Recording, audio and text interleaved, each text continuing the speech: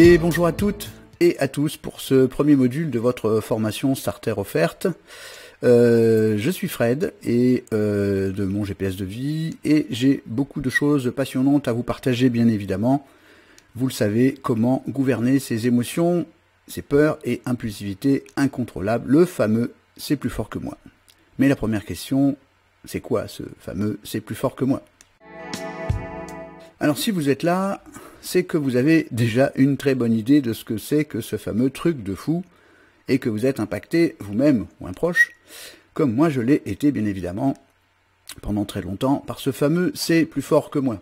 Vous le savez bien, ces peurs incontrôlables, ces tentations irrésistibles, ces pétages de boulons, ces entêtements qui n'ont vraiment pas de sens après coup, ces addictions, le sucre, la cigarette, le jeu, et j'en passe. Et le pire, c'est qu'on est tous concernés par ce fameux « c'est plus fort que moi ». Alors en effet, et j'insiste, 100% des séparations de couple viennent du « c'est plus fort que moi ». Je dis bien, 100% des déchirures familiales viennent du « c'est plus fort que moi ». 100% des problèmes relationnels, quels qu'ils soient, viennent du « c'est plus fort que moi ». 100% des addictions et de leurs conséquences graves viennent du « c'est plus fort que moi ». Et même, accrochez-vous bien, 100% des problèmes d'écologie planétaire viennent du « c'est plus fort que moi ». Et 100% des risques de disparition de l'humanité viennent du « c'est plus fort que moi ». Vous pouvez le vérifier par vous-même, bien sûr. Et du coup, comment fait-on pour changer ça?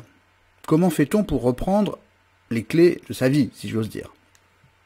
Quand on est frustré, quand on se sent abandonné, quand tout va mal, quand on réagit de façon incroyable, comment fait-on pour redevenir le patron de sa liberté?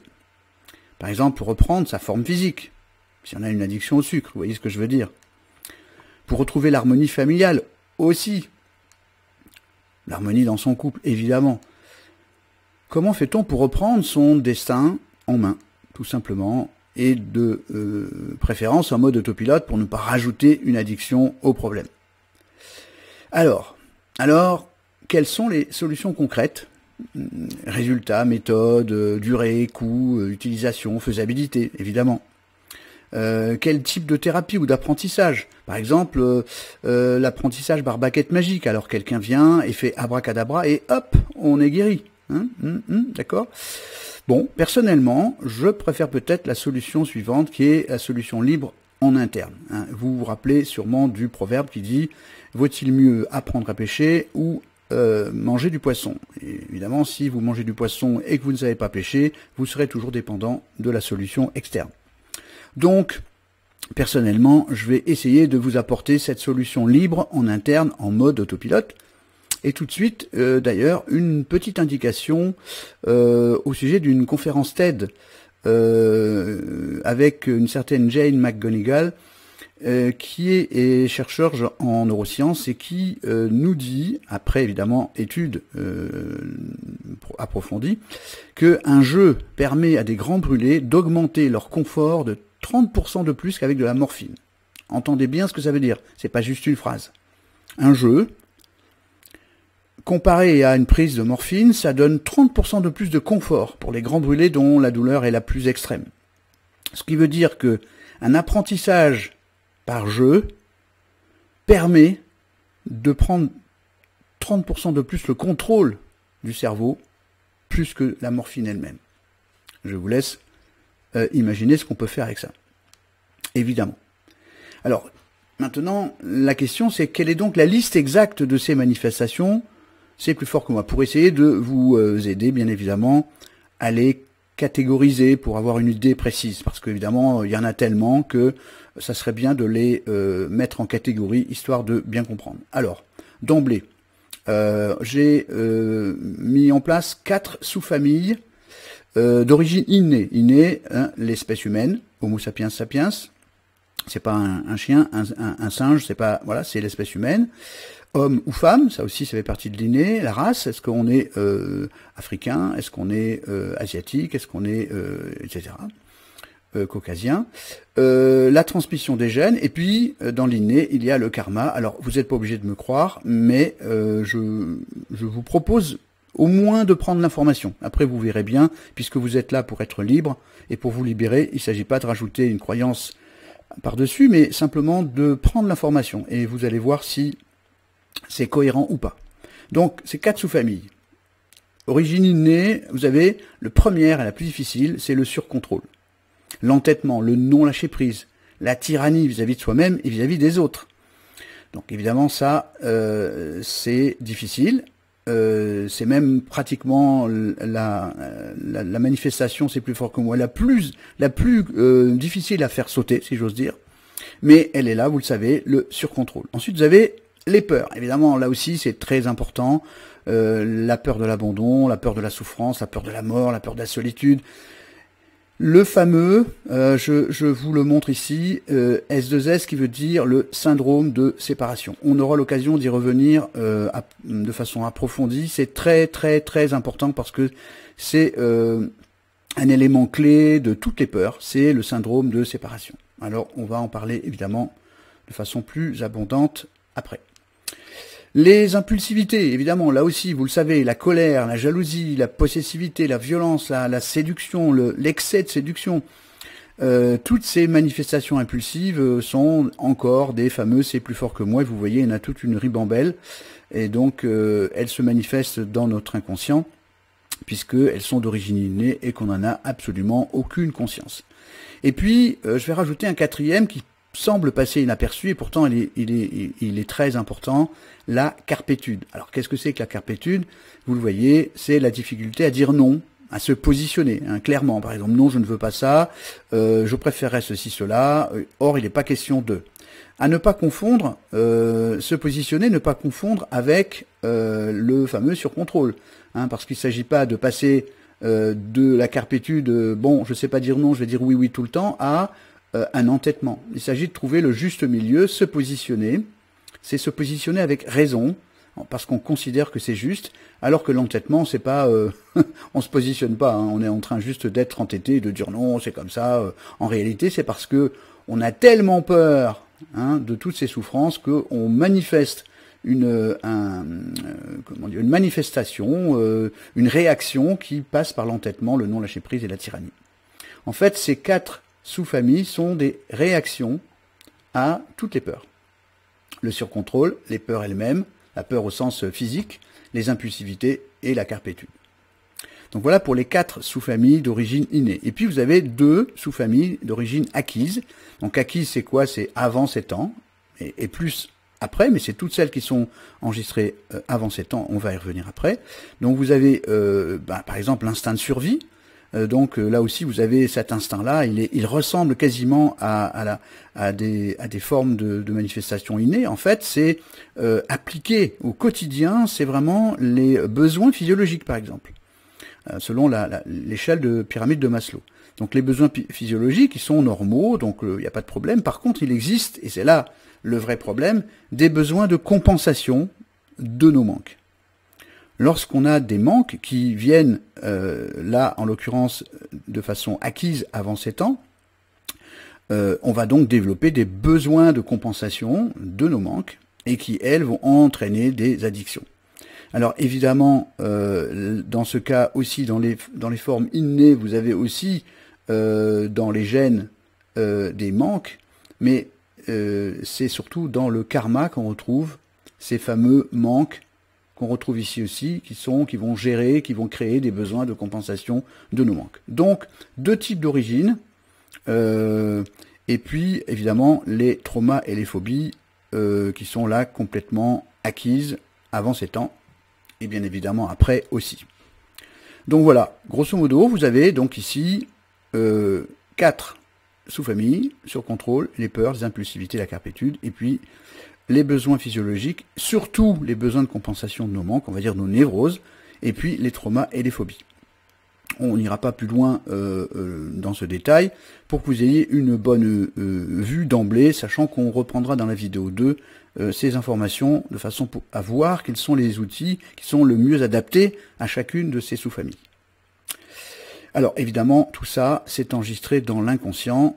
Alors, mais l'inconscient, évidemment, tout le monde dit, oui, je sais ce que c'est que l'inconscient ou le subconscient, c'est la même chose. Oui, mais en effet, c'est bien dans l'inconscient, mais l'inconscient, il est par définition inaccessible. Donc voilà. Alors, il est où ce fameux c'est plus fort que moi? D'emblée, voyons voir qu'est-ce que c'est que ce fameux inconscient et où se trouve le c'est plus fort que moi. Alors, grosso modo, ici, vous avez le petit conscient. Le petit conscient, c'est ce que nous utilisons en ce moment même avec nos 5 sens pour pouvoir entendre, parler, etc., pour communiquer entre nous. Donc là, j'ai indiqué une certaine taille, et puis en dessous, vous avez une autre partie, donc ça, on va dire que ça fait 1 mètre de haut pour l'échelle. Et puis là, vous avez l'inconscient ou le subconscient qui, lui, dans la proportion, c'est 400 mètres de haut. Alors, évidemment, là, c'est pas dessiné à la proportion, à la proportionnelle, mais du coup, alors on pourrait le mettre comme ça, 1 mètre, 400 mètres, mais même pas. C'est encore beaucoup plus petit que ça. Voilà, 1 mètre, 400 mètres, et encore, vous voyez ce que je veux dire. Et l'inconscient, par définition, il est plus fort que moi parce qu'il est inaccessible, et que l'inconscient dirige notre vie à partir du passé réellement, et à 99%. Donc, cet inconscient inaccessible, qui agit et qui, à notre insu évidemment, parce qu'il est plus fort que nous, ça c'est évident, il est plus fort que nous parce qu'il est accessible et qu'il agit à partir du passé, donc moins de 7 ans, et il agit de façon totalement inconsciente, c'est-à-dire, je répète, cette information qui est ici est inaccessible à notre conscient. Je sais que ça fait beaucoup de répétitions, mais entendez-le bien, ce n'est pas juste « Oh oui, dans mon inconscient, il y a ça ». Non, non, c'est totalement inaccessible. Et en fait, on ne peut accéder à cette information inaccessible que par des observations, donc par des questionnements et par les effets sur nos vies. La seule façon de voir ce qui se trouve dans notre inconscient, c'est donc de voir les effets dans notre vie. Donc il faut faire l'expérience ou utiliser des outils d'anamnèse, c'est-à-dire des questionnements, ce qu'on fait en psychothérapie notamment, et pour ceux qui connaissent déjà le fameux outil qui est en ligne dans le site, et qui est le fameux GPS-ANKT, et qui permet d'aller vérifier ce qui se passe dans l'inconscient à la naissance. Alors donc, mais voilà, c'est la question qu'on peut se poser, puisque c'est inaccessible, qu'est-ce qu'il y a dans ce fameux truc inaccessible, qu'est-ce qu'il y a dans cet inconscient et comment c'est fabriqué. Alors un petit schéma exclusif, rapidement, voilà, alors je l'utilise depuis des années, ce schéma qu'au départ j'ai appelé le mécanisme de perception de la réalité subjective, c'est un nom un peu compliqué, mais en fait c'est assez simple à comprendre. Nous avons 5 sens, alors on va utiliser un capteur, donc vous avez 5 types de capteurs, on va prendre par exemple la vue. Donc il y a de la lumière qui va arriver. Cette lumière, elle va rentrer ici dans l'œil, dans la rétine. Cette rétine va être connectée au nerf optique et donc va recevoir l'information. Alors en bleu ici, information consciente. Elle va recevoir l'information. Ensuite, elle va être conscientisée. Ah, je reçois quelque chose. Et qu'est-ce que c'est que ce quelque chose? L'information, elle va descendre dans les différentes couches du cerveau, mémoire immédiate, mémoire profonde, le fameux inconscient, qui est né entre moins 6 mois et plus 7 ans. Moins 6 mois, c'est 3 mois de grossesse. Donc, à partir de 3 mois de grossesse, le fœtus commence à fabriquer son inconscient, jusqu'à 7 ans, où on obtient ce qu'on appelle la maturation du cerveau. Et dans cet inconscient, vous voyez, on a notre enfance, notre passé, notre éducation, les apprentissages, tous les apprentissages. Et c'est très important pour notre formation, puisqu'on va travailler avec nos apprentissages intérieurs. On a aussi nos souffrances, nos peurs et traumas. On a aussi la zone de confort et la zone d'habitude. C'est là que ça se trouve. Tout ce qu'on a développé avant 7 ans se répète toute la vie. Alors cette information, comme vous le voyez, elle reçoit une autre information qui, elle, est inconsciente. Déjà, inconsciente, c'est-à-dire qu'elle passe pas par je conscientise, elle passe pas par j'interprète, donc elle remonte directement pour aller se loger là-dedans, c'est pour ça qu'elle est inconsciente, et elle va venir parasiter cette information qui vient remonter. On appelle ça la carte interne ou la conjoncture personnelle subjective. C'est un mot un peu compliqué, mais ça veut dire juste que on ne voit, vous voyez, j'interprète dans cette boîte à perception, on va dire que là c'est toutes nos perceptions, et ces perceptions, elles ne représentent que 0,4% de ce qui est rentré. Donc vous avez ici, admettons, 100 grammes de lumière, vous récupérez que 0,4% de ces 100 grammes de lumière, si je peux m'exprimer ainsi. Et donc ça va nous donner une vue de quelque chose, 0,4% de l'information qui est rentrée. Là vous avez 40 informations par seconde qui rentrent dans le conscient. Pendant ce temps-là, vous avez ici 11 millions d'informations inconscientes qui vont rentrer et se loger directement dans l'inconscient. Cet inconscient va modifier. Alors évidemment, vous voyez que de moins 6 mois à plus 7 ans, toutes ces informations qui ont été fabriquées pendant notre enfance vont modifier notre perception permanente. Et c'est pour ça que on a une réalité subjective. Ce qui veut dire que la réalité réelle, c'est 100%, la réalité humaine, c'est à peu près 5%, et la réalité personnelle, elle est de 0,4% de la réalité réelle. Ça veut dire que nous ne voyons que pas grand-chose, évidemment. Donc, en dessous de cet inconscient, vous avez l'inné, dont on a parlé tout à l'heure, donc tout ce qui vient de l'espèce, les terriens, les humains, hommes, femmes, etc. Et dessous, vous avez cette petite colonne que peu de gens utilisent, et je la note, et vous verrez après pourquoi elle est si importante, et que quand on la considère pas thérapeutiquement, on fait une énorme erreur. Maintenant, vous avez le droit de pas me croire, évidemment. Et c'est votre droit, le plus cher, de dire non, moi je ne crois pas, point. Alors évidemment, peut-être que vous ne croyez pas au karma, parce que il représente ce qu'on vous a expliqué avant 7 ans, c'est-à-dire un autre karma, celui qui semble être religieux, commandé par quelqu'un d'autre, etc. Et donc vous avez le droit de pas y croire. Mais vous allez voir petit à petit que je vais vous présenter un nouveau type de karma qu'on appelle le karma laïque, et qui n'est pas du tout ce qu'on croit. Alors si vous l'intégrez, vous allez voir qu'elle va vous permettre de comprendre un phénomène capital dont j'ai parlé il y a quelques minutes, qui s'appelle le syndrome de séparation. Et il est là, ce syndrome de séparation, il est entre les deux. Et c'est évident que si on n'entend pas ce syndrome de séparation, ça va être difficile de régler tous les problèmes, notamment de consommation par compensation, d'excès par compensation, de névrose de compensation, etc. Donc, en résumé, ce fameux « c'est plus fort que moi », il se situe là-dedans. Et il tient compte des informations de l'inconscient, moins 6 mois plus 7 ans, de notre enfance, notre passé, l'éducation, etc. Donc notamment d'ailleurs ici, vous le voyez ici bien écrit, l'inné, et ici ce fameux karma. Et tout ça, je l'ai appelé la boîte à référence. Pourquoi? Parce que c'est cette référence-là que nous allons de façon permanente utiliser, sans le savoir, pour fabriquer nos perceptions. Par exemple, si la couleur rouge pour certains représente l'amour, pour d'autres elle représente le sang et le danger.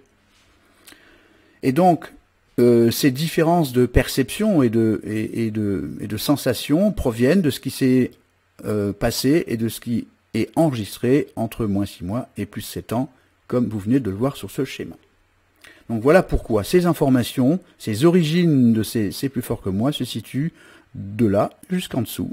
Et c'est là-dedans que nous allons piocher notre fameux travail, de façon à pouvoir simplifier ce protocole au maximum et de pouvoir agir enfin consciemment sur cette boîte à référence. Alors quelques mots sur les neurosciences relativement rapidement, pour vous dire que vous avez un libre arbitre qui va pouvoir faire le choix entre les hypothèses, vos croyances et les faits constatés, de fabriquer votre libre arbitre, votre choix précis pour vous, de croire ou de ne pas croire ce que je suis en train de vous transmettre. Ensuite, vous avez les 3 états du cerveau, penser, croire, savoir. Ce mécanisme précis se présente sous 3 états, c'est les 3 états du cerveau. Le premier état, vous le connaissez tous, c'est l'état de pensée. Et en fait, penser répond à la question qui, quoi, comment, où, pourquoi, voire même oui mais non. Et comme vous le voyez dans ce schéma, c'est le cerveau fume. Pourquoi? Parce que vous le savez, on a environ 110 milliards de neurones qui sont reliés ensemble par des synapses et qui donnent à l'âge de 7 ans déjà 20 billions de connexions. Et donc, quand on répond à la question qui, quoi, comment, où, pourquoi, oui mais non, en réalité, c'est tous ces neurones qui sont reliés dans toutes les zones du cerveau pour chercher la réponse. Alors, je vais vous donner un exemple dès maintenant pour que vous compreniez bien cette histoire des 3 états du cerveau. On va prendre simplement la question suivante. Pensez-vous que 4 x 4 font 16? Alors évidemment, vous avez déjà la réponse, mais pendant un laps de temps qui va passer d'une demi-seconde à 1 seconde et demie, vous avez pensé. Pourquoi il me pose la question? Oui, mais je le sais déjà. Oui, mais c'est trop simple. Enfin, vous avez pensé. Et vous avez répondu à cette question, qui, quoi, ou comment, pourquoi? Oui, mais non. Et donc, du coup, vous avez provoqué un embouteillage dans votre cerveau parce que tout est mis à fonctionner dans tous les sens pour essayer de trouver la réponse le plus rapidement possible, évidemment, même pour vous-même. Donc ça, c'est l'état qui est le plus lent du cerveau, l'état de pensée, qui dépense beaucoup d'énergie parce que dans chaque synapse, les informations se transmettent par des neurotransmetteurs qui traversent la synapse en question et qui va donner cet embouteillage et qui va donc donner expression dont le cerveau fume. Voilà. Alors il y a un autre état qui lui est un peu plus rapide parce qu'il fait appel à moins de neurones, alors que là on fait appel à pratiquement tout le cerveau en entier, c'est l'état de croire. Alors l'état de croire, en fait ça va dire à l'intérieur, c'est ça, j'en suis sûr. Oui mais peut-être que non. Alors c'est ça, j'en suis sûr, c'est le conscient qui va dire ça. Mais le peut-être que non, c'est l'inconscient qui va le faire. Et donc, cette information de « je crois », c'est une information qui vient de l'extérieur, je ne le sais pas moi-même. C'est « j'ai entendu dire »,« papa m'a dit »,« vu à la télévision »,« mes grands-parents disaient »,« je l'ai lu dans un bouquin ». Mais c'est pas assez sûr dans votre cerveau inconscient pour que ça devienne une certitude. Donc pour l'instant, c'est une croyance. C'est ça, j'en suis sûr, et à l'intérieur, il y a mais peut-être que non. Et ça va donner un espèce d'embouteillage de ce type-là, avec je prends à gauche, je prends à droite, je prends au milieu, on est dans un dilemme, et voilà comment on est bloqué dans cette information, en pensant que croire va nous permettre de faire quelque chose. C'est d'ailleurs ce qu'on croit, c'est le cas de le dire, quand on fait appel à l'effet placebo, référence à l'effet placebo. Alors il existe une troisième voie, et celle-là est très importante, et c'est le savoir. Alors le savoir, ça veut dire comprendre, comprendere, prendre avec soi. D'ailleurs, vous voyez, j'ai marqué savoir égale comprendre égale avoir à soi. On pourrait même dire que savoir, c'est S''VOIR, savoir, c'est-à-dire avoir à soi.